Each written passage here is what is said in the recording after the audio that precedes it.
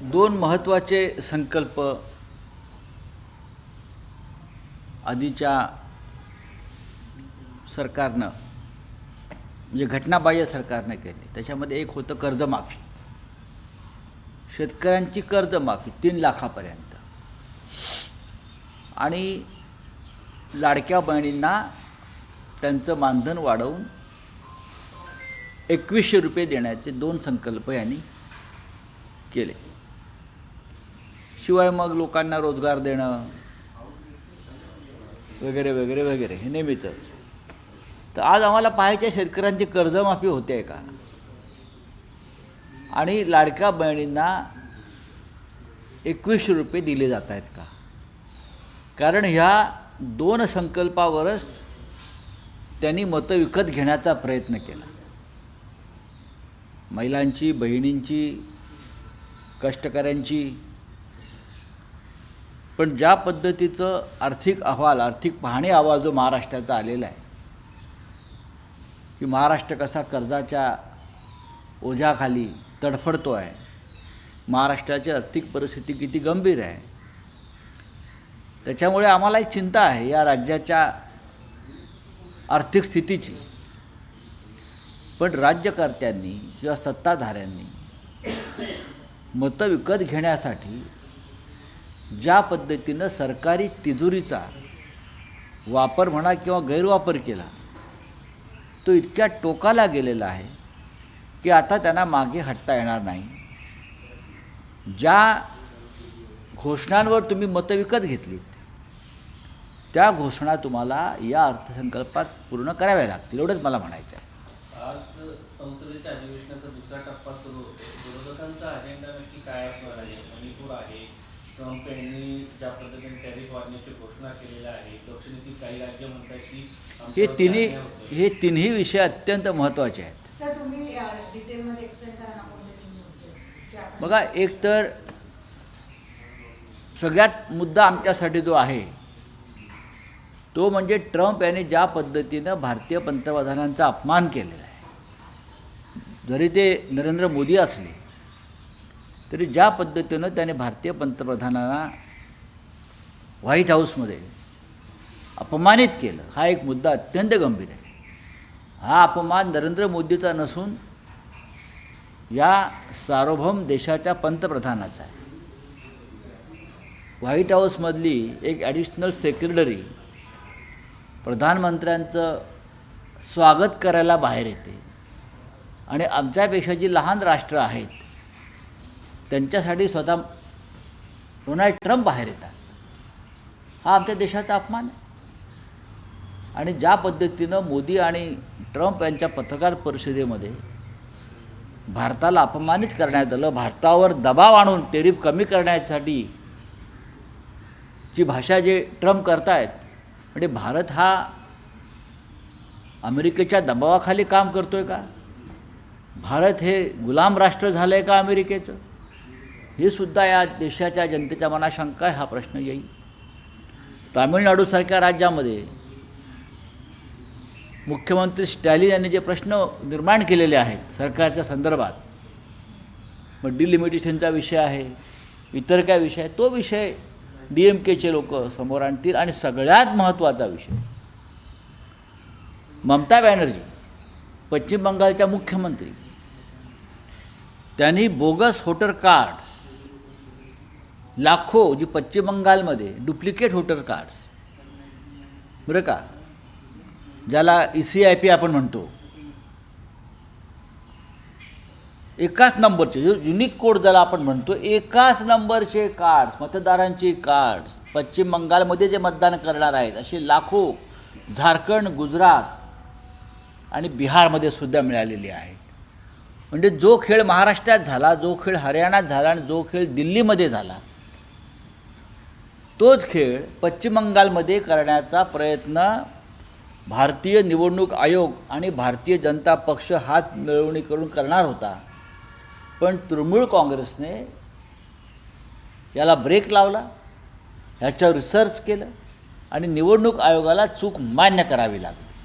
आजच्या अभिलेखामध्ये तुम्ही त्याच्याबद्दलच लिहिलेलं आहे. होय. मग हा विषय अत्यंत गंभीर आहे देशासाठी. भारतीय जनता पक्ष आणि निवडणूक आयोग या एकाच नाण्याच्या दोन बाजू आहेत आणि बोगस मतदार निर्माण करून त्याच्यासाठी बोगस डॉक्युमेंट्स तयार करून हरियाणा, दिल्ली, महाराष्ट्र आणि आता पश्चिम बंगाल, कदाचित बिहारसुद्धा होऊ शकेल, या निवडणुका जिंकल्या जात आहेत. हे पुन्हा एकदा ममता बॅनर्जी आणि त्यांच्या प्रमुख कार्यकर्त्यांनी समोर आणलं आहे. ही बाब तृणमूल काँग्रेससह आम्ही सगळ्यांनी गांभीर्याने घेतलेली आहे आणि संसदेमध्ये ह्याच्यावरती नक्कीच आम्हाला चर्चा हवी. राज ठाकरेंनी काल पुण्यामध्ये पक्षाच्या मेळाव्यामध्ये बोलताना एक विधान केलेलं आहे की गंगेचं पाणी म्हणजे महाकुंभमध्ये असणारं पाणी खूप घाण पाणी होतं आणि ते पाणी मला कोणतरी घेऊन आलं होतं प्या असं म्हटलं होतं. मी कसं पिणार? नाही, ते प्या असं म्हटलं त्यांनी हट असं म्हटलं.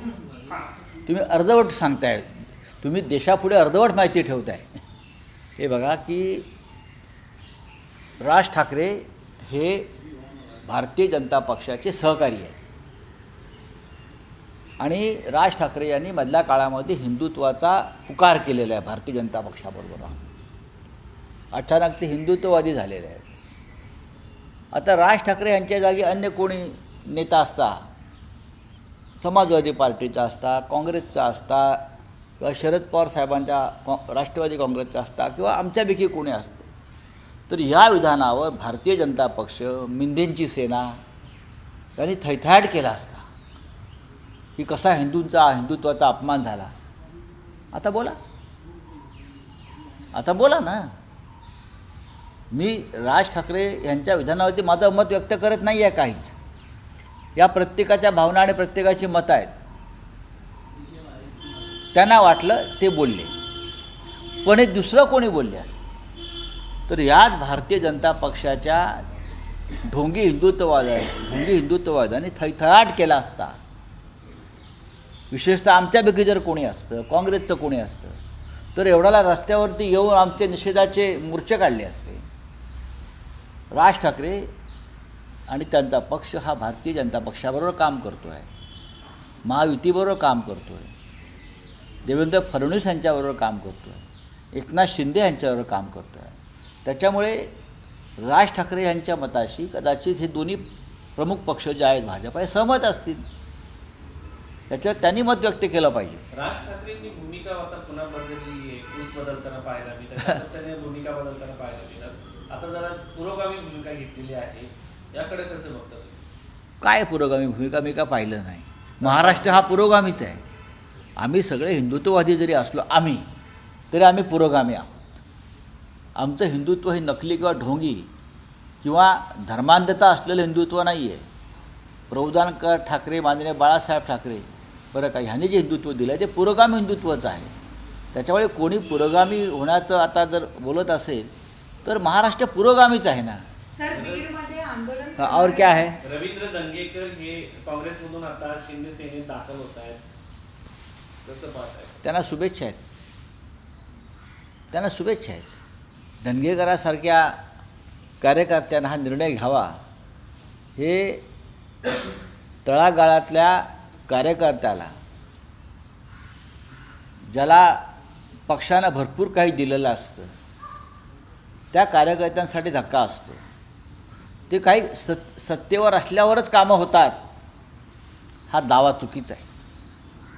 धनगेकरांचं संपूर्ण राजकारण हे विरोधी पक्षात गेलेलं आहे आणि विरोधी पक्षानंच आजचा धनगेकर निर्माण केला. संघर्षातून निर्माण झालेला धनगेकर सारखा जेव्हा माणूस हा सत्तेच्या वळचिनेला जाऊन बसतो तेव्हा खरा धनगेकर हा खतम होतो, मरून जातो. हा नवा धनगेकर. जयंत पाटील यांनी म्हटलंय की मी सर्वांच्या संपर्कात आहे. अलीकडे जरा शांत असतात जयंत पाटील. जयंत पाटील आमच्याही संपर्कात आहेत ना. परवा आमच्या बैठकीला हजर होते ते. यशवंतराव चव्हाण प्रतिष्ठान सभागृहात जी महाविकास आघाडीची बैठक झाली त्याचं यजमानपद त्यांच्याकडेच होतं. त्याच्यामुळे महाविकास आघाडीतल्या सर्वच घटकांच्या संपर्कात ते आहेत. मोठे नेते आहेत ते. त्याच्यामुळे महाराष्ट्रातल्या इतर पक्षांच्या नेत्यांशी त्यांचा संपर्क असायला काहीच हरकत नाही. आमचाही आहे ना. आपल्या पक्षाचा मेळावा झाला, त्या मेळाव्यामध्ये उद्धव ठाकरे असं म्हणाले की आपल्या मित्र पक्षांना सत्तेचे स्वप्न पडू लागले आणि त्यांनी मंत्रिपदाची जॅकेट शिवली होती म्हणून कदाचित आपला पराभव झाला. याचा अर्थ असा घ्यायचा की तुमच्यात समन्वय नव्हता तुमचा आरोप हा मतदार याद्या ईव्हीएमवरती असतो, पण असं असताना उद्धव ठाकरेंचे विधान थोडं विसंगत वाटत नाही का? अजिबात विसंगत नाही. चला क्या हिंदी में क्या है. मुंबई महापालिकेवरती महायुतीच्या 7 नेत्यांना राज्य सरकार जी आहे सपोर्ट करते, त्यांच्या साखर कारखान्यांवर मेहरबान बघा, कोट्यावधी रुपये बुडीत कारखान्यांना दिले, कोट्यावधी रुपये. त्याच्यामध्ये तुम्ही नावं पहा ना, संजय मंडलिक आहेत, हसन मुश्रीफ आहेत, विवेक कोल्हे आहेत ना. मी तुम्हाला नावं सांगतो. 80 कोटी, 139 कोटी, 160 कोटी ही पैशाची लूट आहे. माननीय उद्धव साहेबांनी अशा प्रकारची लूट थांबवली होती. अशा कोणत्याही भंगारात जात असलेल्या कारखान्यांना जनतेचा पैसा देणार नाही ही त्यांची भूमिका होती. याची गॅरंटी कोण घेणार या पैशांची? कोट्यवधी रुपयाची ही लूट आहे. पण पाठिंब्याच्या बदल्यात, विधानसभेला मदत केल्याच्या बदल्यात, पक्षांतर केल्याच्या बदल्यात संजय मंडलिकांना का दिलं 139 कोटी? पक्षांतर केलं. पक्ष सोडण्याची किंमत काँग्रेसचे पण आहे आहेत ना, काँग्रेसची आहेत ना. सगळेच म्हणतोय मी, काही ना काही कुठेतरी कोणीतरी आतून किंवा बाहेरून अप्रत्यक्षपणे हे भ्रष्ट सरकार आणायला मदत केली आणि त्याची किंमत त्यांना चुकवलेली आहे. लाडक्या बहिणींना 1500 रुपये दिले आणि ह्यांना 80 कोटीपासून ते 180 कोटीपर्यंत दिले. चलिए आप हिंदी में क्या है पूछ ले. हो गया हिंदी में क्या है हो गया. गेट बंद करून निर्धार सभा झाली असं एकनाथ शिंदे यांनी म्हटलं. उद्धव ठाकरे जी ने कल स्पीच देते हुए बोला था कल कि जिस तरह से बीजेपी डिवाइड कर रही है पूरी सोसाइटी. कौन बोला? उद्धव ठाकरे जी का कल पब्लिक में स्पीकिंग थी, वहाँ पर उन्होंने बोला था कि जिस तरह से बीजेपी डिवाइड करे पूरी सोसाइटी को, उनके जय श्री राम के नारों को रिप्लेस करना चाहिए जय भवानी और जय शिवाजी के नारे. देखिए, जय श्री राम का नारा जो है, महाराष्ट्र में हम जब एक दूसरे को मिलते हैं तो राम राम कहते हैं. ये महाराष्ट्र की परंपरा है.